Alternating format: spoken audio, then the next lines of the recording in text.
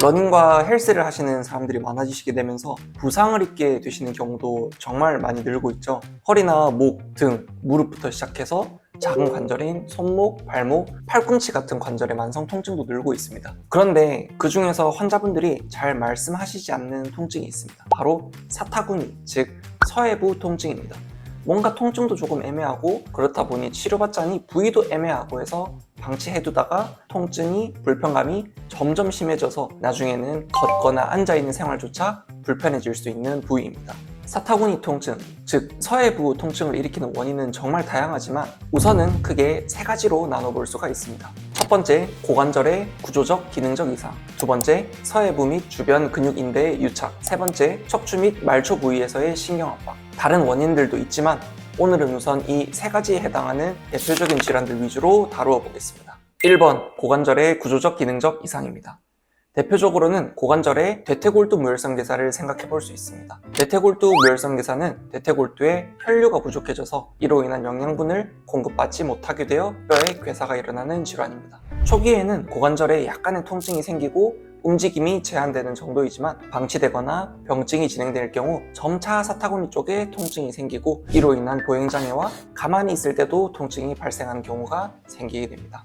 대퇴골두가 끼워지는 비구의 이형성증, 즉 뼈의 모양 자체가 이상하거나 대퇴골두에 함몰이 심하고 고관절의 기능이 심히 저하되는 4기 정도에 해당되는 무혈성 괴사라면 수술적 방법이 필요합니다. 만약 고관절 비구 이형성증의 정도가 수술할 정도가 아니거나 비수술적 치료 방향을 선택하시게 되고 대퇴골두 무혈성 괴사 역시 인공관절 치환술을 반드시 시행해야 하는 단계가 아니라면 우리는 고관절 주변의 근육과 인대를 강화해야 합니다. 또한 고관절 주변의 유착을 해소하여 혈류를 공급하고 이를 통해 신혈관 생성 반응을 일으켜 고관절에 부족한 혈류를 공급할 수 있도록 해야 합니다. 대퇴골두 무혈성 괴사뿐만 아니라 만성화된 고관절염, 원형인대 파열에 의한 고관절 불안정성 증가 등의 경우 고관절 주변의 유착 제거와 신혈관 생성을 유도하는 데에는 도침 치료가 효과적입니다. 그리고 고관절의 주요 구조물과 대퇴동맥의 위치를 확인하기 위해서는 초음파 유도하에 도침 치료가 시행될 필요가 있고 충분한 영양 공급을 위해 약침 치료나 당귀, 청공과 같은 혈액을 공급하고 순환을 도와줄 수 있는 약제들이 함께 사용된다면 더 나은 호전을 기대할 수가 있습니다. 2번은 서해부 및 주변 근육과 인대의 유착이에요. 골반 앞쪽에 전상장골극이라고 하는 ASIS라는 지점과 이 생식기 주변에 치골을 잇는 선에는 인대가 하나 존재합니다. 우리는 이 인대를 서해인대라고 하는데요. 이 서해인대가 여러 가지 활동이나 오래 앉아있는 생활 등으로 짧아지거나 두꺼워지게 되면 이 서해인대 주변으로 지나가는 혈관이나 신경, 근육을 압박하며 불편한 증상을 야기할 수가 있습니다. 통증, 저림, 보행 시의 사타구니 불편감 및 찌르는 듯한 통증, 뻐근한 통증 등을 일으킵니다. 심한 압박을 일으킬 때는 고관절 및 이 골반 주변의 저림이나 감각마비 등을 일으키고 이 다리까지 내려오는 신경 증상도 일으킬 수가 있어요.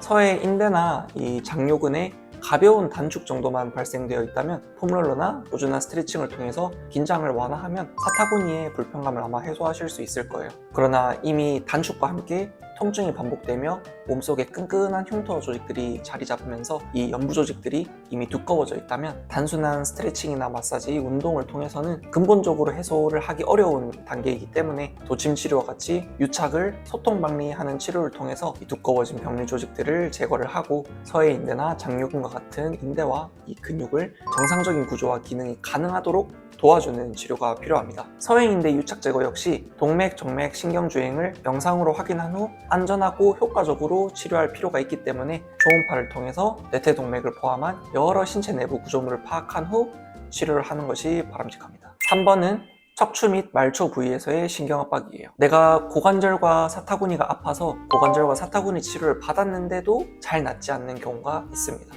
그냥 있는 게 아니라 꽤 많은 비율의 환자분들이 그렇습니다. 이 경우에는 통증 부위에 문제가 있는 것이 아닌 통증 부위를 지배하는 신경이 내려오는 척추, 즉 허리 쪽에서의 신경압박이 문제가 되는 거예요. 생식기나 이 치골 쪽에 가까운 부분의 사타구니 쪽이 불편하다면 주로 요추 1번 신경의 압박일 가능성이 큽니다. 그리고 이 요추 1번 신경의 가지, 즉 사타구니를 지배하는 말초신경 부위가 주변 연부 조직의 유착에 의해서 신경이 압박되어 통증이나 불편감을 나타내는 것. 이것을 우리는 장골서해신경 포착증후군이라고 부르기도 합니다. 요추 2번 신경의 압박이 있을 경우 사타구니에서 시작해서 허벅지 외측과 앞쪽으로 마치 피부를 타고 내려오는 통증이나 저림이 느껴지는 경우도 있습니다. 이 경우에는 이 요추 2번 신경은 하지로 주행하면서 외측 대퇴피부 신경으로 분지하기 때문이에요. 사타구니의 넓은 통증이나 사타구니 내측의 내전근 쪽에서의 불편감이라면 요추 3, 4, 5번 신경 혹은 더 아래쪽인 청골신경의 압박이 있을 수도 있어요.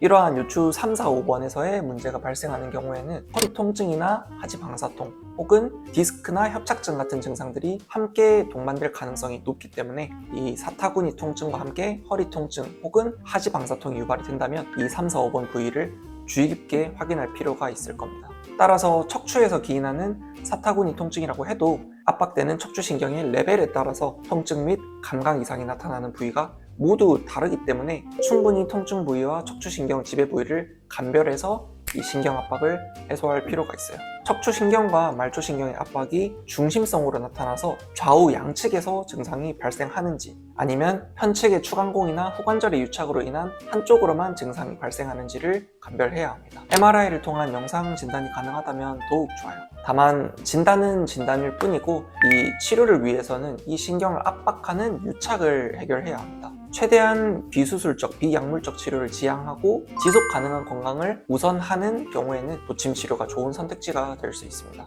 초음파 고관절이나 사타구니의 손상은 애초에 쉽게 발생하지는 않지만 한 번 손상이 되었을 때는 이게 자연적으로 회복되기가 쉽지가 않아요. 가벼운 경우 잘 쉬기만 해도 어느 정도 증상이 호전되겠지만 계속 반복해서 그리고 증상이 점점 넓어지는 것 같다 하시면 적합한 치료를 통해서 내 통증과 신경 증상의 원인을 해결할 수 있는 치료를 잘 받으시기 바랍니다. 지금까지 도침약선이었습니다.